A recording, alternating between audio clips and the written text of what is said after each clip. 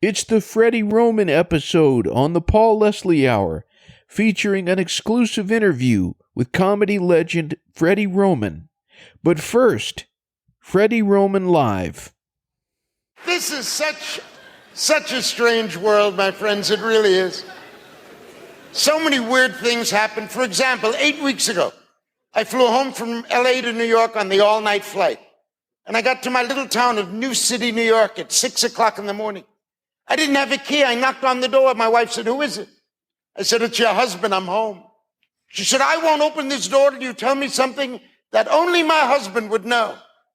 I said, "All right, we have 2 children. Alan is 36. 15 years ago, he graduated from the Wharton School of the University of Pennsylvania. Judy's 33. She graduated from Brandeis University, Boston University Law School, and they are bright, adorable, terrific, delicious, gorgeous, wonderful, exciting kids."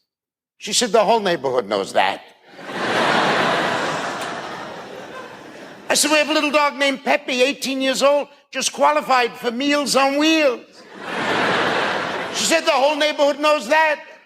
I said, "You have a mole on your ass. If the neighborhood knows that, don't bother to open the door."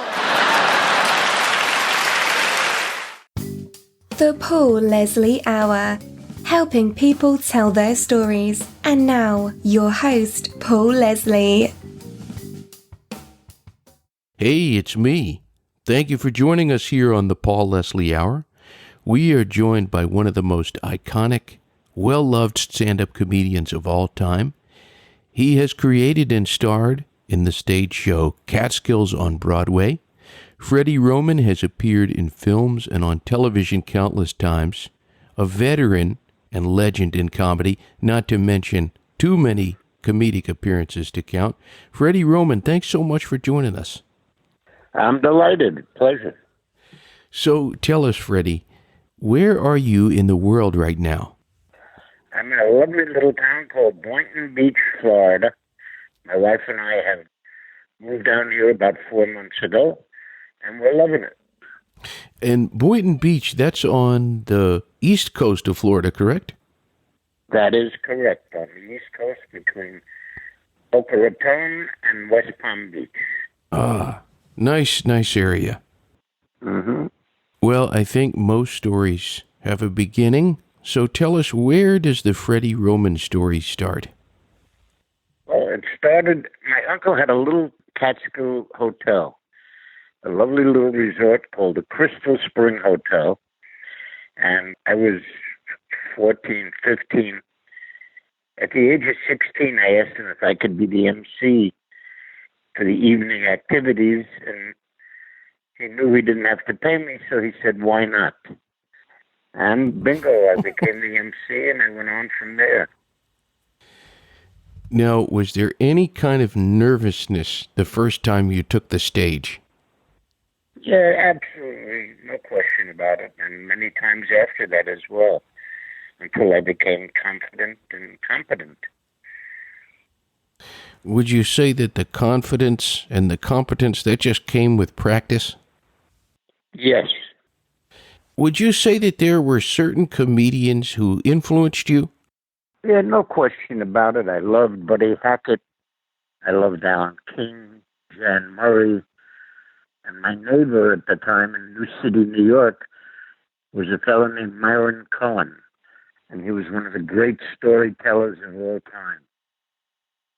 Certainly, being a comedian is not a traditional path. Did you ever have any doubts along the way, like, wow, should I really be taking this path in life, or were you always confident? Well, I was confident, but there were also doubts, and it really was well documented in my life that I thought I could make it, and I did. You absolutely did. Now, I want to talk about this recent honor that you had. The Footlighters International Club gave you a Lifetime Achievement Award. What was that experience like? It was wonderful. It was a lovely luncheon in Miami, and there were several hundred people there, and it was a great experience. I had a bunch of comedians there that got up and spoke, and it was terrific morning. We're going to take a little intermission here on the Freddie Roman episode on the Paul Leslie Hour. This is some live stand-up comedy from comic legend Freddie Roman. And then we'll be back to the interview. I know all about Florida. I have a cousin that's lived in South Florida 71 years. The only doctor in the history of medicine to go bankrupt. He was a pediatrician in Miami Beach. Had one client, Jesus. I know about Florida because my parents moved there 20 years ago. My dad was 70, my mom 68. They bought a condominium. Got a 30-year mortgage. They moved to a community called Sunrise Lakes, Florida. Phase 3, Building 95. Apartment 208 on the catwalk. Belle and Harry Kirschenbaum. See, when I went into show business, my whole family changed their name to Kirschenbaum.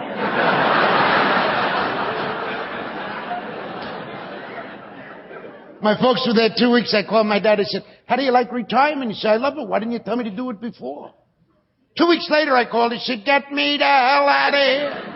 I said, why? He said, I'm married to your mother 48 years. I'm retired 4 weeks. In these 4 weeks, I talked more to this woman than I did in 48 years. I have nothing left to say to her. Now that I talked to her, I found out I don't care for her.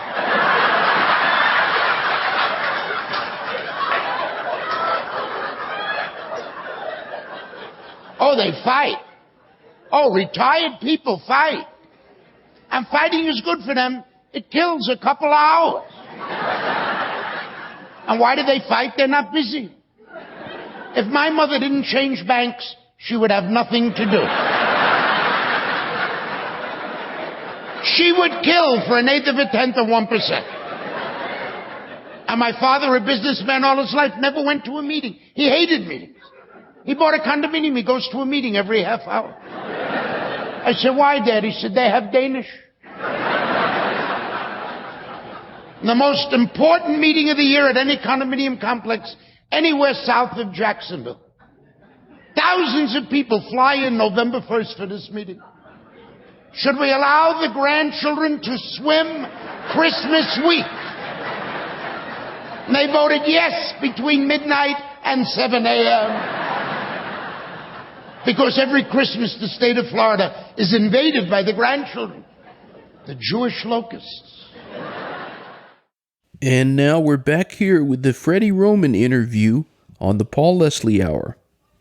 What about the comedians out there today? Is there anyone who you would have to give your respect to? I really do. I love the comedians. I love everybody that chose this avenue to fame and fortune, and they're terrific. And nobody in particular. I like them all.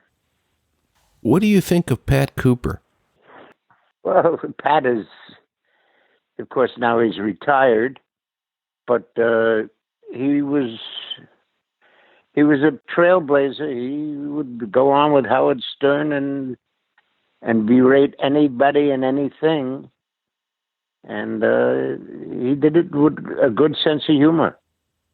How would you describe the Freddie Roman style of comedy? I would actually do, my stand-up would be based on my family and the current events of the day, and I didn't get anybody mad at me.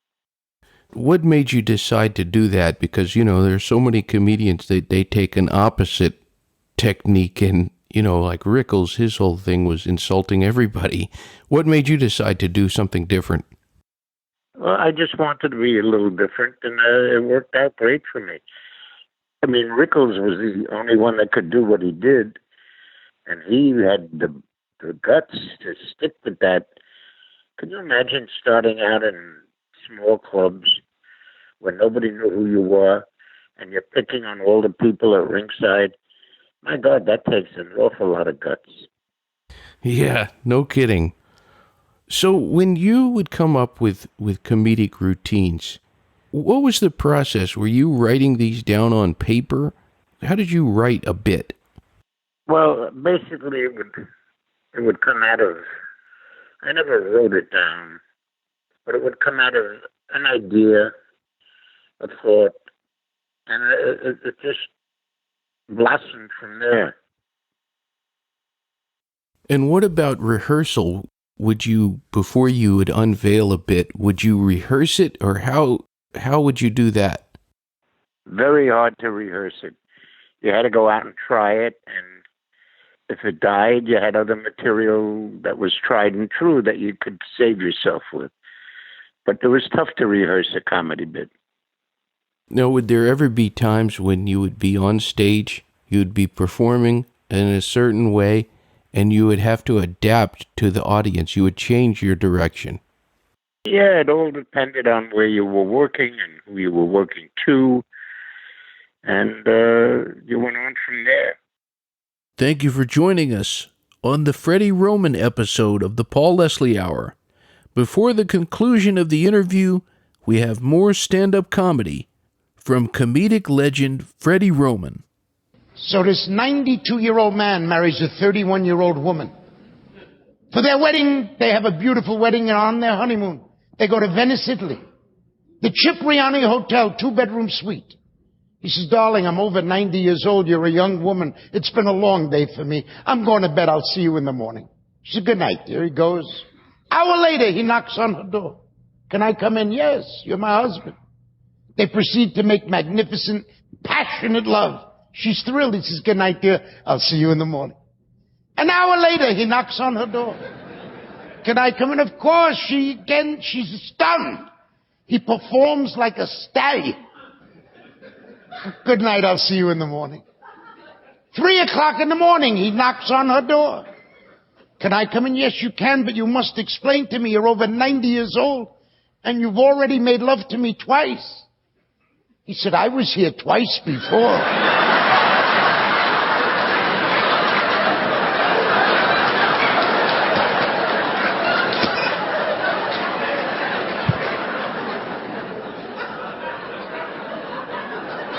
And the reverse of that story is the 94-year-old man that marries a 91-year-old woman. And on their wedding night, she calls down to him and says, Sam, would you like to come upstairs and make love? He said, Sylvia, I can't do both.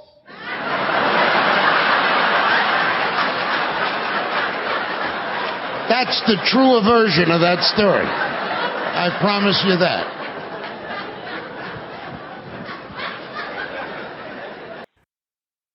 What about favorite rooms? Well, there were so many. For example, in the Catskill Mountains, there were great hotels like Grossinger's and the Concord, and these were great rooms to work.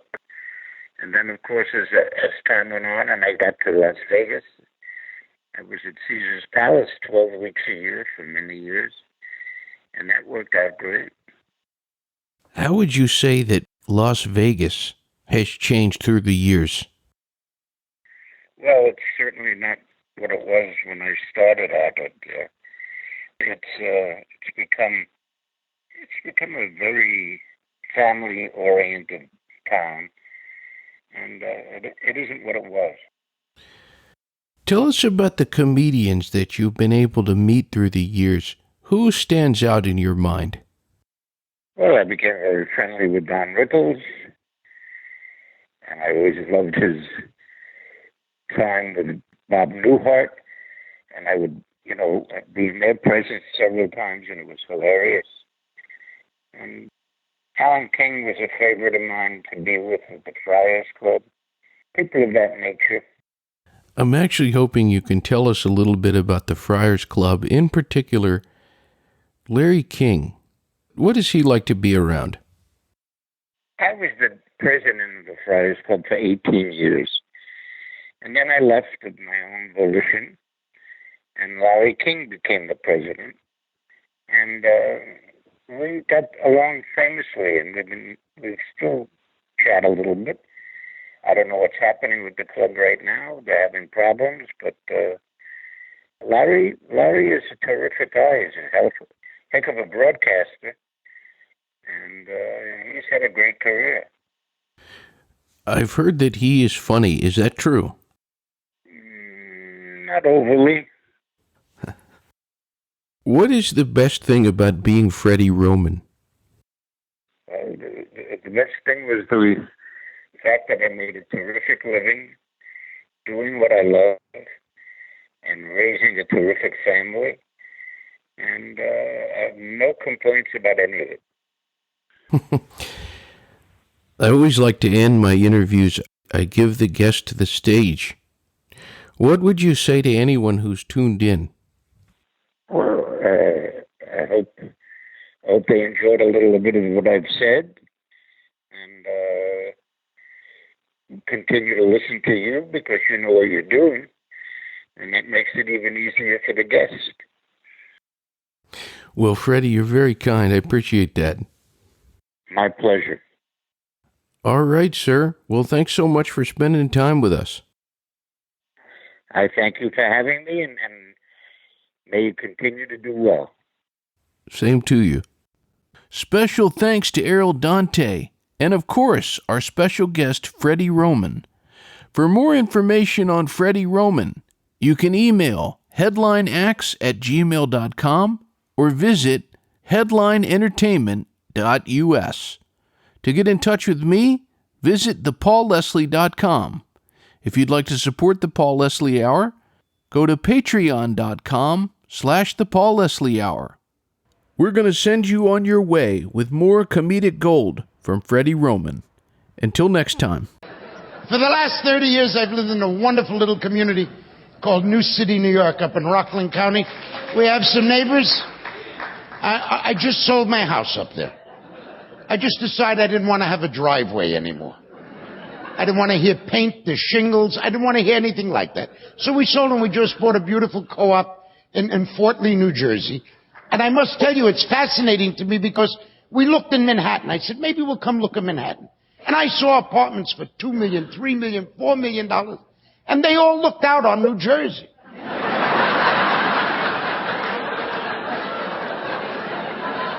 I paid $81,000. I see Manhattan. It's wonderful. Then, of course, in the winter, I go to Florida. It's in the Torah.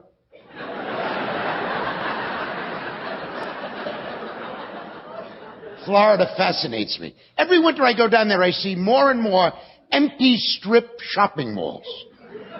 I think the builders in Florida have contests. I'll build 90 empty stores. Chab and Dred, I'll build 120. And each one of these malls has one store rented. The podiatrist. Florida's like the kingdom of verkrimpte Vies. Bapa doodly beep bop-a-dee-da, dee-bump-a-dee-boo, rap-a-dee-ka-na-za jip-bop, kila-ka-na-tsa-gila-bong-da-gula, ding-ya-jigga-manga-ka, but-dee-zee-ya-hunga, a-yanga-saga-back-in-dog-a-boo, ee-dog-a-boo, I-got-the-inga-donka-dinga-langa-bo, I-kick-a-kong-no-oh, goodbye.